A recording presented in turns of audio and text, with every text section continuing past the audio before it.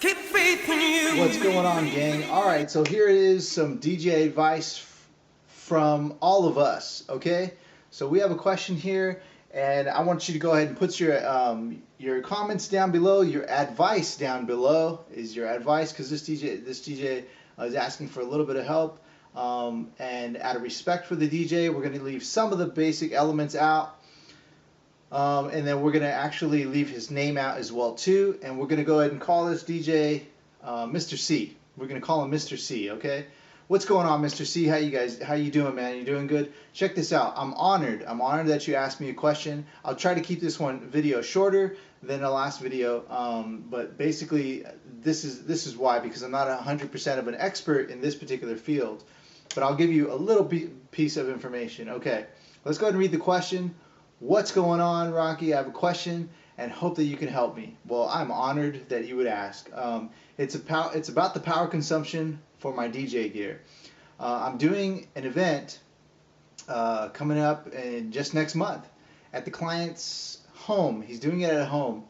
The home was it was clearly built over 30 years ago, guys, okay? And so right there, that tells me over 30 years is going to be an ungrounded it's going to be an ungrounded circuitry within the home. It may have been redone at some point through construction, but it's clearly going to be ungrounded. That told me right away. But I read on. You've probably guessed the circuitry is not up to code. There it is. When I plugged the circuit tester into the outlet, and good ups to plugging that circuit tester in and testing it out. All you DJs should be doing that. It's a wonderful outlet. I got an open ground reading. Okay, so he knows what's up. What that said, what will be the best way to get power without damaging my equipment? Tripping a breaker. The homeowner mentioned a circuit breaker, but I did not verify if a panel has breakers or fuses. Or damaging the wire. Okay, that's really not going to help if that's your only outlet. First of all, okay, let's finish up. I was wondering if the Furman M8DX would provide a ground for my system if plugged into the client's wall, or if I should, on the side of caution, rent a generator for the gig. From what I've calculated, he's looked at, actually, he mentions Buster B. DJ Buster B, what's up, Buster B? I'm calling him DJ Bustin' Swoles. Good job for checking out DJ Buster B's videos. Wonderful videos and if you guys have any other circuitry issues, he has a good video on ohms and the law of ohms, mentioned by DJ Buster B. Again, DJ Buster B, check out his YouTube video, guys. My gear equals up to less than 500 watts, and he gives a breakdown of his gear, guys. Okay, so he MacBook speakers, the system, not only the system, the controller, but he has 2 CDJs on top of that, which is cool, and some microphones, and the MacBook. Any feedback would be greatly appreciated. All right, well, Mr. C, man, thank you for asking this question. But here, this real quick. It's ungrounded. Don't trust it, okay? I'm sorry, don't trust it. The Furmans are really, really good, and the one that you're talking about, I may have that exact one, actually, if I'm not mistaken. But let me tell you, you just can't trust it. I really don't know, what your gig entails or so on and so forth, but let me just tell you, you may not need a lot of... you may not need a lot of power to power up your equipment.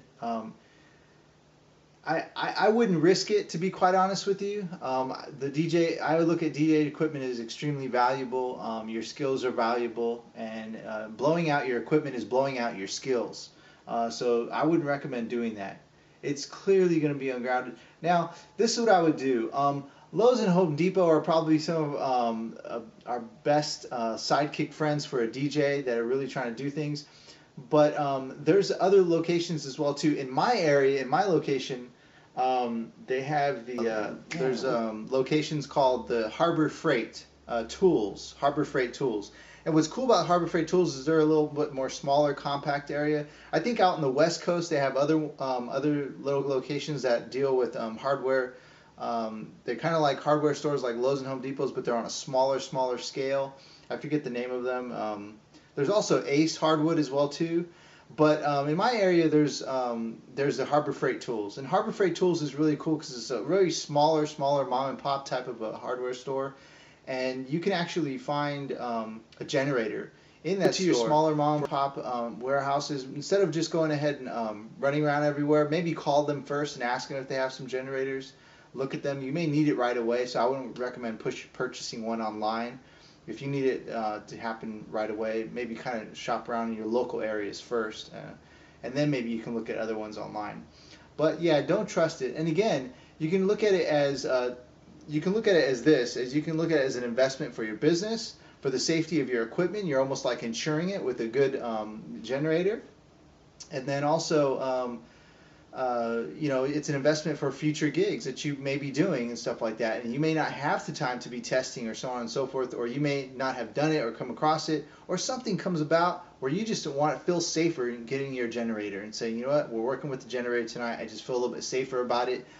Just by looking at the place, you may want to feel like a little bit more safer about it. You never know. There's a lot of schools, old schools with gyms and stuff like that have those type of issues. So another couple things I want to moving forward for the future is you want to actually have in your contract and state that to the customer in the contract that the customer must provide you with proper up-to-date circuitry,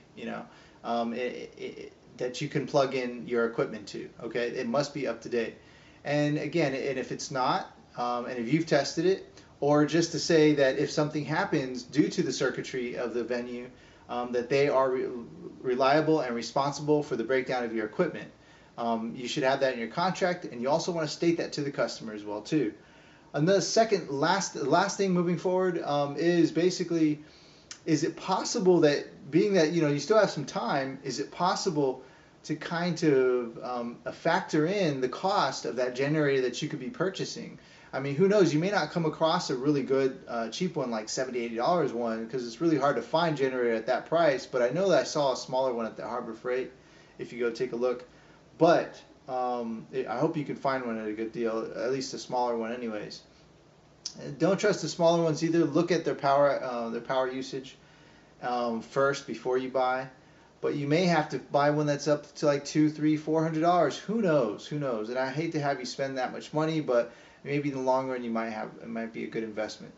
With that said, can you factor in the price of that generator to the contract now? Okay, and knowing that you're going to do that, I think this is going to be great. You're going to be fine. Don't worry about a thing. Man, I'm honored that you asked me that question. But guys, go ahead and leave your advice down at the bottom. I think there's a lot of good guys that can actually point us in the right directions with your comments and stuff like that. Okay, so I appreciate again you asking those questions. And check it out, DJ Busta B, Bustin' Swoles, DJ Busta B. And guys, hey, check it out, man. Love and respect all people and all things living. This is DJ Rock. Take care.